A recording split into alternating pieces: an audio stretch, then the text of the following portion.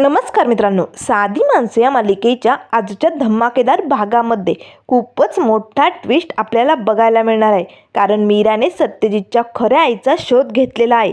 अनुसया, निरुपाची सख्खी बहीण अनुसया हीच सत्यजितची आई असल्याचं सत्य उघड झालेलं आहे. तर इथे आता निरुपाला बाहेर काढल्यामुळे निरुपा तिथे सोसायटीत एका बाकड्यावरती बसलेली असते. तिला खूपच राग आलेला असतो. आजूबाजूचे येणारे जाणारे सोसायटीतले लोक आता निरुपाकडे बघत असतात. त्याच वेळेस सुधाकर भाऊ पंकजला ओढतच घेऊन येतात. त्याची बॅगही आणलेली असते. तेव्हा सुधाकर भाऊ निरुपाजवळ येताच म्हणू लागतात, निरुपा, हा घे तुझा लाडका पोरगा बबड्या. तुला त्याच्याशिवाय करमत नाही आणि तसं त्यालाही तुझ्याशिवाय करमत नाही. त्यामुळे दोघे राहा, आरामात तुमचं तुमचं बघून घ्या. अजिबात आमच्या घराकडे डोकावून बघायचं नाही. पंकज खूप घाबरतो. अरे बापरे, घराबाहेर जर काढलं तर सगळं अवघड होईल. एकतर माझ्याकडे पैसे नाही आहे असे विचार त्याच्या मनात चालू असतात. त्याच वेळेस आता सुधाकर भाऊ लागतात, निरुपा, तू सतत माझ्या सत्यजितला टोमणे मारत आली, आजवर त्याला फक्त त्रास देत आली. त्यामुळे आता मी पुन्हा तुम्हाला त्या घरात घेणार नाही. तेव्हा निरुपा म्हणू लागते, तुम्ही आम्हाला घराबाहेर काढलं ते पण त्या पनोती आणि त्याच्या बायकोसाठी नाही. या तुम्ही चुकताय हे सगळं करून. कोण आहे तो पनोती? त्यावर सुधाकर भाऊ लागतात, निरुपा, मी चूक नाही केली. जे काही केलं ना ते अगदी बरोबर केलं आहे. आणि सतत तू म्हणत असते ना, माझा बबड्या माझ्यासाठी काहीही करू शकतो. तो खूप श्रीमंत होणार आहे, तो मोठा माणूस होणार आहे, बिझनेसमॅन होणार आहे, त्याच्याकडे एवढ्या डिग्र्या आहेत. मग घे तुझा बबड्या घे आणि या मोठ्या माणसाबरोबर सुखात राहा बरं का. त्याच वेळेस पंकज म्हणू लागतो, मम्मा, पप्पा प्लीज ऐका ना. त्यावर लगेच निरुपा म्हणू लागते, बबड्या ए इकडे माझ्याकडे, नको टेन्शन घेऊ, ए इकडे. त्याच वेळेस पंकज लागतो, नाही बाप्पा, मी नाही राहू शकत मामासोबत. मला आपल्या घरात राहायचं आहे पप्पा. सांगा ना, मला घरात घ्या ना पप्पा. त्याच वेळेस आता निरुपाला तर खूपच राग येतो. निरुपा आता लगेच रागाने पंकजकडे बघते. ए पंकज, अरे ना, तू माणूस म्हणून ना तुझी लायकी नाही आहे. कुणाचा कधीच होऊ शकत नाही. तू एक नंबरचा बिंडोक आहे तू. त्यावर लगेच पंकज लागतो, पप्पा प्लीज, मला नाही राहायचं आहे मम्मासोबत. मला घरात घ्या ना प्लीज. मी पुन्हा नाही म्हणणार, मी काहीच बोलणार नाही. त्यावर सुधाकर भाऊ म्हणू लागतात, पंकज, एकदाच काय असेल तो निर्णय घे. तुला माझ्यासोबत राहायचं आहे की तुझ्या मम्माबरोबर? परत घरात गेल्यानंतर मी तुझी कुटकुट ऐकून घेणार नाही. तेव्हा लगेच पंकज आपल्या बाबांजवळ येतो. त्यांचा हात पकडतो, खांद्यावरती डोकं टेकवतो. मला तुमच्यासोबतच यायचं आहे बाबा, मला माफ करा, मी चुकलो. त्याच वेळेस निरुपाला खूपच राग येतो. तेव्हा सुधाकर भाऊ लागतात, निरुपा बघ, अगं ज्या बबड्यासाठी तू काही करायला तयार होती ना, तो बबड्याच आज तुझी साथ द्यायला नकार देतोय. बघतेस ना निरुपा, आता काढ आयुष्य एकटीने. असे म्हणत आता लगेच सुधाकर भाऊ पुढे निघून जातात. त्याच वेळेस निरुपा म्हणू लागते, बबड्या, तुला ना अक्कल नाही आहे. तेव्हा लगेच आता पंकज लागतो, मम्मा, अगं असं काय करते तू? अगं मी तुझ्यासाठी घरात थांबण्याचा निर्णय घेतला आहे. मी जर घरात राहिलो तरच मी तुला त्या घरात घेऊ शकतो ना. आपण दोघे जर घराबाहेर आलो तर कसं जमेल बरं? मी आलोच. असे म्हणत पंकज आता बाबा थांबा असे ओरडतच आता सुधाकर भाऊंच्या पाठोपाठ येतो. निरुपाला मात्र काय करावं काय सुचत नाही. त्याच वेळेस आता पंकज पुन्हा आपल्या मम्माजवळ येतो. त्याची बॅग राहिलेली असते. निरुपाला वाटतं की आता माझा बबड्या घर सोडून माझ्याबरोबर राहण्यासाठी आलाय. तेव्हा निरुपा म्हणू लागते, बबड्या, तू माझ्याकडे आला, मला माहिती होतं तू माझ्याबरोबरच राहणार. तेव्हा पंकज लागतो, नाही मम्मा, माझी बॅग राहिली होती ना, ती घ्यायला आलोय. असे म्हणत पंकज आता पळतच बॅग घेऊन तिकडनं निघून जातो. निरुपाला मात्र काय करावं काय सुचत नाही. तर इकडे आता दुपारची वेळ झालेली असते. सगळेजण आता जेवणासाठी टेबलवरती बसलेले असतात. मीराने आता सगळ्यांना जेवायला वाढलेलं असतं. पण मात्र सत्याला काही करमत नाही, कारण त्याच्या आईला घराबाहेर काढलेलं असतं ना. तेव्हा लगेच सत्या उठून उभी राहतो, बाप, तू जे काय केलंय ना ते मला अजिबात पटलेलं नाहीये. आई घराबाहेर असताना माझ्या घशाखाली एक अन्नाचा कणही जाऊ शकत नाही. मला नाही जेवण जाणार. मला माझी आई या घरात हवी. त्यावर लगेच सुधाकर भाऊ लागतात, सत्यजित, अरे त्या बाईने मीराला विष घालून मारण्याचा प्रयत्न केलाय. तू त्या बाईला घरात आणायचं बोलतोय? सत्यजित, तू चुकतोय. त्यावर सत्य म्हणू लागतो, नाही बाप, मी माझ्या आईशिवाय नाही जगू शकत. अरे बाहेर तिला भूक लागली असेल, उन्हातान्हात कुठे जाणार ती, काय खाणार? त्यामुळे मी जातोय आणि तिला घेऊन येतोय. तेव्हा लगेच आता सुधाकर भाऊ लागतात, थांब सत्यजित, तू असं काहीही करणार नाही. तेव्हा सत्य म्हणू लागतो, बाप, मी जे ठरवलं ते मी करणार. मी आईला या घरात आणणार. मी नाही राहू शकत आईशिवाय. त्यावर लगेच मीरा म्हणू लागते, बाबा हे जे बोलतायत ना ते अगदी बरोबर आहे. सासूबाईंनाही भूक लागली असेल. आम्ही दोघेही जातो आणि त्यांना घेऊन येतो. आता आजी, रवी, रिया सगळेजण सत्या मीराकडे बघू लागतात. त्याच वेळेस दोघेही आता निरूपाला घरात आणण्यासाठी निघालेले असतात. तेव्हा सुधाकर भाऊ ओरडतच म्हणू लागतं, सत्यजित थांब, तुम्ही दोघे चुकतायत. ही मोठी चूक करू नका. त्या बाईला घरात घेऊ नका. पण सत्य काय ऐकायला तयार नसतो. आता तो इकडे आपल्या आईला घेण्यासाठी बाहेर येतो. तरी ते बाहेर बाकड्यावरती निरूपा बसलेली असते. तिला खूप भूक लागलेली असते. सारखं आता पोटाला हात लावत असते. काय करू? अरे देवा, पोटात तर कावळ्यांनी थैमान मांडलंय. मला खूप भूक लागली. मी काय खाऊ आता? माझ्याकडे पैसेही नाही आहेत. कुठे जाऊ मी? नाही नाही नाही, मी इकडनं कुठे हलणार नाही. मला घरात जायचे आणि मी जाणार. मला काही करून त्या घरात घुसायचंच आहे. असे म्हणत आता निरूपा तिथेच गरके मारत असते. तेवढ्यात सत्या मीरा येतात. त्याच वेळेस सत्य म्हणू लागतो, आई आई चल, तुला भूक लागली असेल ना. हे बघ, डोक्यात राग घालून घेऊ नको. चल बरं घरी. आणि आई, माझं चुकलं ग, मला माफ करशील ना. हे बघ, मगाशी बापाने तुला घराबाहेर काढलं, पण मी काहीच बोलू शकलो नाही. माझ्यामुळे झालं हे सगळं. मला माफ कर आई. त्याच वेळेस आता निरूपा रागाने सत्यजितकडे बघू लागते. तेव्हा सत्य म्हणू लागतो, आई हे समजा राग लोभ बाजूला ठेव आणि चल बरं घरात आणि 2 घास खाऊन घे. तुला भूक लागली असेल ना. चल बरं. आणि आई, जोपर्यंत तू घरात येत नाही तोपर्यंत घरातलं कोणीही अन्नाचा कणही खाणार नाही, कोणी जेवणार नाही. त्यामुळे तुला यावंच लागेल. या सत्यजितचं ऐकावंच लागेल. ऐकशील ना आई? त्याच वेळेस निरूपा मनाशीच म्हणू लागते, चला एक संधी घरात जाण्याची भेटली, पण या पनोतीच्या हातनं. पण काय करणार? या पनोतीचा आत्ता फायदा करून घेणं खूप गरजेचं आहे. याचा हात धरून घरात जाते आणि एकदा का घरात घुसले की हे मला पुन्हा घराबाहेर काढू शकत नाही. आणि मग या सत्याच्या कमरात लाथ मारून मीच त्याला घराबाहेर नाही काढलं ना, तर नावाची निरूपा नाही. त्याच वेळेस आता सत्य म्हणू लागतो, आई आई येतेस ना घरी? करशील ना गं तुझ्या सत्याला माफ? त्यावर निरूपा म्हणू लागते, बरं ठीक आहे, तू म्हणतोय म्हणून तुझ्या शब्दासाठी येते आम्ही. चला. असे म्हणत आता सत्यजित मीरा आता निरूपाला घेऊन घराकडे निघालेले असतात. दरवाज्यात येताच आता सुधाकर भाऊ, आजी, रवी, रिया सगळेजण हॉलमध्ये आता सत्यजित आणि मीराची वाट बघत असतात. आता लगेच दरवाज्यात निरूपा येऊन उभी राहते. त्याच वेळेस सुधाकर भाऊ ओरडतात, सत्यजित थांब, तू या बाईला घरात घेऊन मोठी चूक करतोय. ही बाई कशी तुला माहिती नाही? अरे मीराला विष घालून हिने मारण्याचा प्रयत्न केला. आजवर सतत तुला पनोती म्हणून हिनवत आली, तुला फक्त त्रास देत आली. त्यामुळे सत्यजित, या बाईला घरात जागा नाहीये, हिला घरात घेऊ नको. त्यावर सत्य म्हणू लागतो, बाप अरे किती बोलशील तू? सांगितलं ना, थांबव आता हे सगळं. नको आईला असं काही बोलू, प्लीज बाप ऐक. तेव्हा लगेच सुधाकर भाऊ लागतो, सत्यजित तू चुकतोय. ही बाई एक विषारी नागिन असल्यासारखं वागायली आणि तू तिच्याकडे दुर्लक्ष करतोय. त्यावर सत्य म्हणू लागतो, बाप आजवर तुम्हाला काय संस्कार दिले माहिती आहे ना? हे बघ, सगळ्यांशी चांगलं आणि प्रेमानेच वागायचं असतं.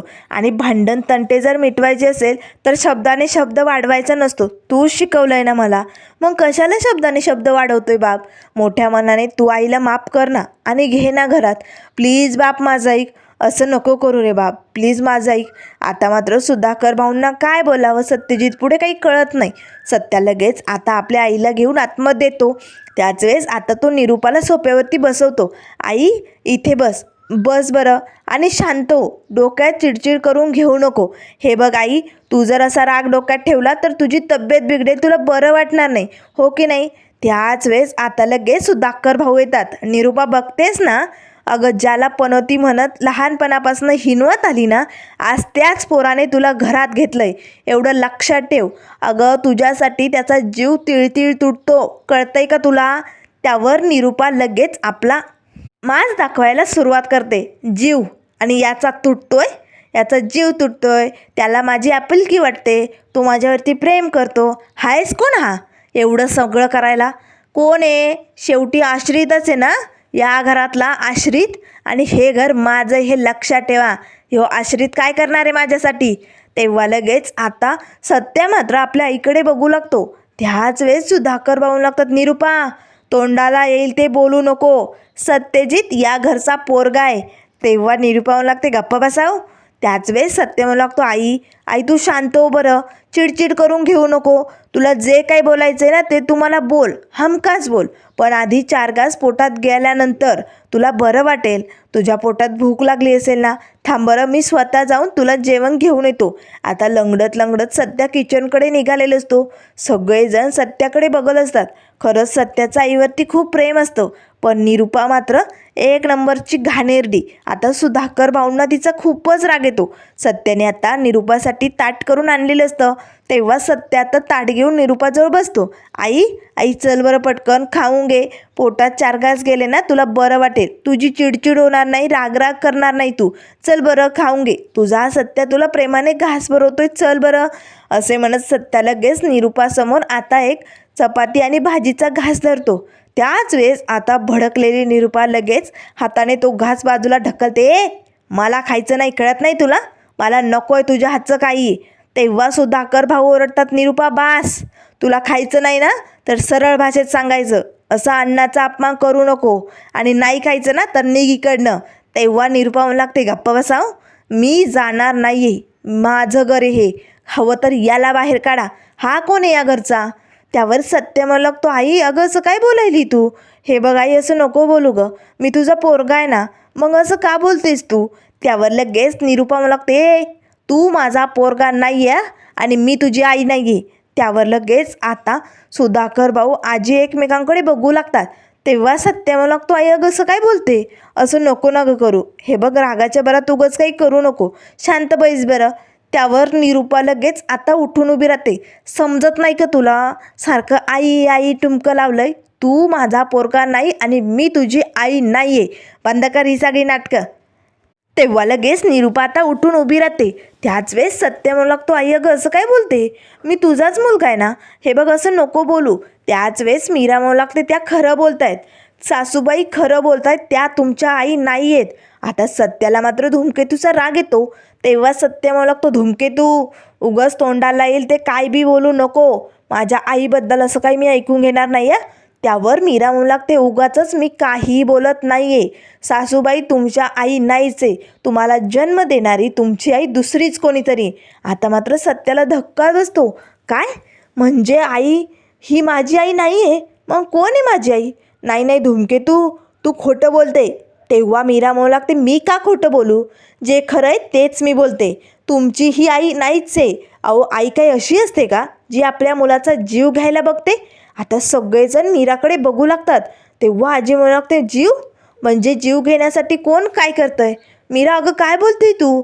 त्यावर मीरा म्हणू लागते, हो आजी, मी जे काही बोलते ते खरं बोलते. आता निरूपा आणि पंकज एकमेकांकडे बघू लागतात. तेव्हा लगेच सत्य म्हणू लागतो, धूमकेतू माझी आई जीवावरती उठू शकत नाही. एखादी आई पोराच्या जीवावरती कशी उठणार? बोल आई, मी खरं बोलतोय ना? त्यावर निरूपा मात्र लगेच सत्याला ओरडतच म्हणू लागते, सांगितलेलं कळत नाही? मी तुझी आई नाही आहे. त्याच वेळेस मीरा म्हणू लागते, सासूबाई बरोबर बोलतायत. म्हणूनच त्या तुमचा जीव घ्यायला बघत होत्या. जसं त्यांनी आज मला विष घालून मारण्याचा प्रयत्न केला, तसंच तुम्हालाही जीवे मारण्याचा प्रयत्न केला. पण सुदैवाने देवाने तुमची साथ दिली, म्हणून आज तुम्ही नीट झालात आणि वाचलात. आता मात्र सुधाकर भाऊ सगळ्यांना धक्का बसतो. तेव्हा सत्य म्हणू लागतो, धूमकेतू हे खोटं आहे. सांग लवकर, हे सगळं खोटं आहे ना? त्यावर मीरा म्हणू लागते, नाही हे सगळं खरं आहे. तुमचा ॲक्सिडेंट झाला नव्हता. तुमचा ॲक्सिडेंट सासूबाई आणि पंकजने घडवून आणला होता. आता मात्र सगळ्यांना धक्का बसलेला असतो. निरूपाचं सगळं सत्य उघड झालेलं असतं. त्याच वेळेस सत्य म्हणू लागतो, काय आईने मला मारण्याचा प्रयत्न केला? नाही धूमकेतू, हे नाही होऊ शकत. तेव्हा मीरा म्हणू लागते, मी खोटं बोलत नाही आहे. थांबा मी तुम्हाला दाखवते. असे म्हणत मीरा आतमध्ये जाते आणि पटकन आपला मोबाईल घेऊन येते. आता पंकज आणि निरूपाचा त्या ड्रायव्हरसोबत त्या दिवशी जो फोटो काढलेला असतो तो फोटो आता मीरा सत्यजित आणि समद्यांना दाखवते. हे बघा, हाच तो ड्रायव्हर जो गाडी चालवत होता.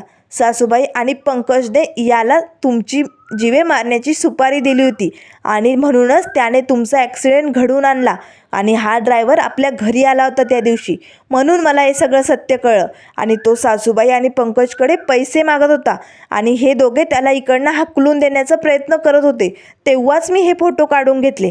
आता मात्र लगेच सत्य आपल्या आईकडे बघतो. आई, तुझ्या पोराच्या जीवावरती उठली तू? का जीव घेत होती तुझ्या पोराचा? तेव्हा निरूपा मला लागते, सत्या तू माझा पोरगा नाही आहे. मी खूप वेळा सांगितला मी तुझी आई नाही आहे, तू आश्रित आहे आश्रित. आता मात्र लगेच सत्य म्हणू लागतो, काय बोलतेस आई?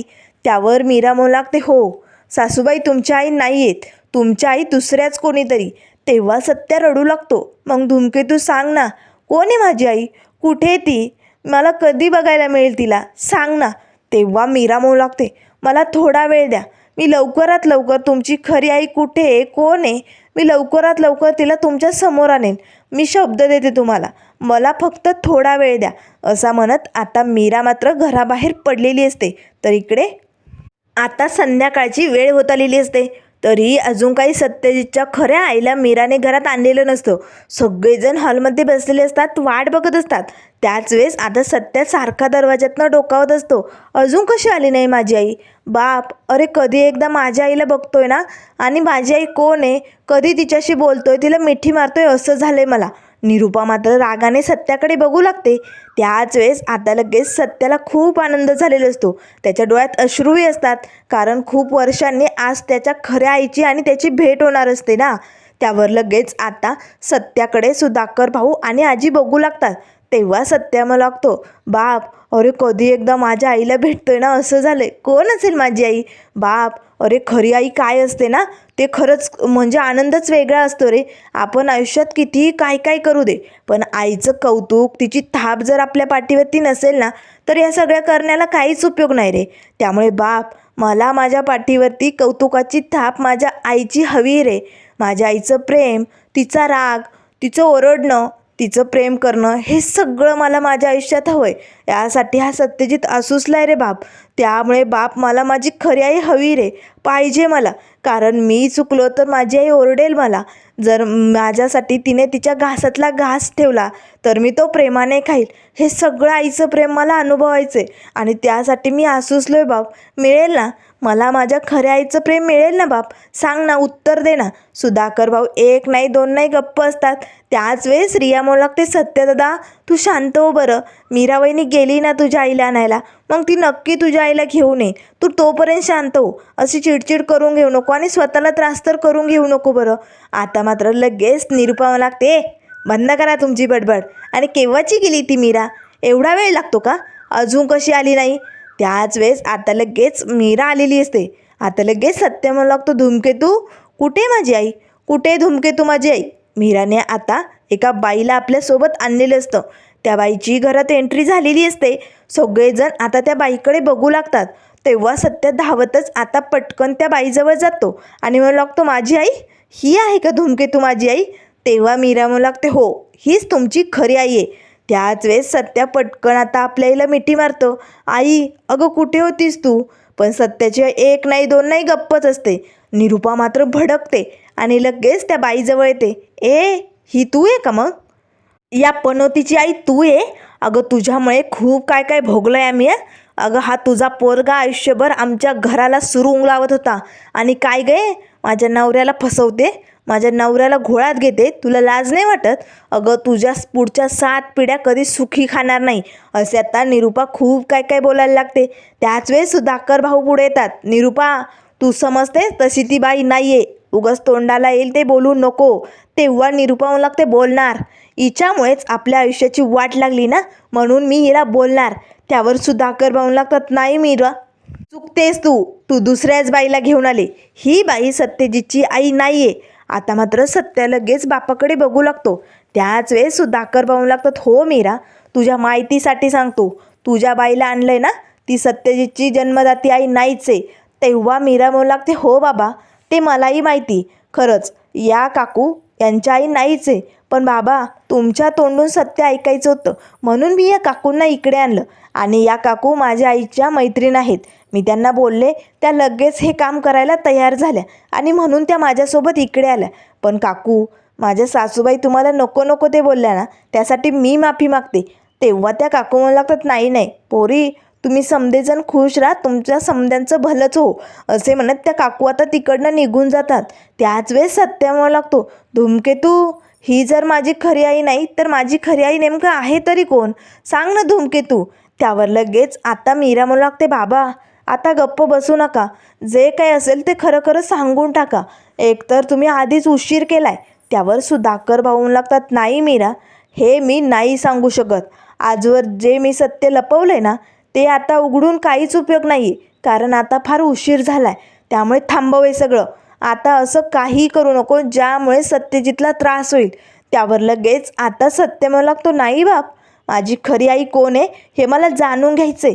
तेव्हा आजी म्हणू लागते, सत्या नको रे असा हट्ट करू, अशाने समद्यांना त्रासच होईल. नको त्या जुन्या गोष्टी उकरून काढू.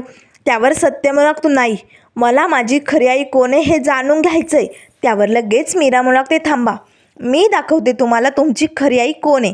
असे म्हणत मीरा पटकन रूममध्ये जाते आणि सुधाकर भाऊंच्या लग्नाचा जो फोटो मीराला सापडलेला असतो ना तो फोटो घेऊन आता मीरा हॉलमध्ये येते आणि लगेच सत्याजवळ येताच म्हणू लागते, हे बघा, ही फोटोतली तुमची आई आहे. आता सत्य लगेच त्या बाईकडे बघू लागतो. त्याच वेळेस आता लगेच सुधाकर भाऊ मीराकडे बघतात. म्हणजे मीरा, तुला सगळं सत्य समजलंय. तेव्हा मीरा म्हणू लागते, हो, यांची खरी आई कोण आहे हे सगळं सत्य बाबा मला समजलंय. त्याच वेळेस निरूपा येते. निरूपा आता लगेच सत्यजितच्या हातनं तो फोटो हिसकावते. बघू दे मला, कोण बाई आहे याची आई, या पनोतीची आई नेमकं कोण आहे ना ते मला बघायचंच आहे, बघू दे. असे म्हणत निरूपा तो फोटो हातात घेते. आता मात्र तो फोटो बघताच निरूपाला धक्काच बसतो. निरूपा लगेच सुधाकर भाऊंकडे बघते आणि म्हणू लागते, अनुसया, अनुसया ही. त्यावर लगेच मीरा म्हणू लागते, हो सासूबाई, अनुसया ही तुमची सख्खी बहीण आहे आणि हीच यांची खरी आई आहे. आता मात्र लगेच सत्या आपल्या धूमकेतूकडे बघू लागतो. धूमकेतू. तेव्हा मीरा म्हणू लागते, हो, सासूबाईंच्या बहिणीचं नाव अनुसया आहे आणि तीच तुमची खरी आई आहे. आता मात्र सगळ्यांसमोर सत्य आलेलं असतं. तर त्यानंतर मित्रांनो पुढील भागामध्ये आपल्याला बघायला मिळेल आता सत्याला आपल्या खऱ्या आईचा पत्ता मिळालेला असतो. तेव्हा सत्य म्हणू लागतो, धूमकेतू, आता आपल्याला या घरात नाही थांबायचं. आजवर माझ्या बापाने मला आईचं बापाचं सगळं प्रेम दिलं, पण आता मला माझ्यामुळे या घरात कुठलाही त्रास होऊ द्यायचा नाही आहे. त्यामुळे धूमकेतू, आता आपल्याला हे घर सोडावं लागेल. तेव्हा लगेच निरूपा सत्याजवळ येते. सत्या, तू माझ्या बहिणीचा पोरगा आहे, माझ्या बहिणीचा, असे म्हणत सत्याला मिठी मारते. त्याच वेळेस सत्य म्हणू लागतो, चल धूमकेतू, आता आपण इथे नाही थांबणार. आता मात्र सुधाकर भाऊ सगळेजण सत्यजित आणि मीराला थांबवणार का? पुढे काय होणार हे आपल्याला लवकरच कळेल. त्यामुळे मित्रांनो, अशाच मालिकेंच्या अपडेट पाहण्यासाठी चॅनलला लाईक करा, सबस्क्राईब करा. व्हिडिओ पाहिल्याबद्दल धन्यवाद.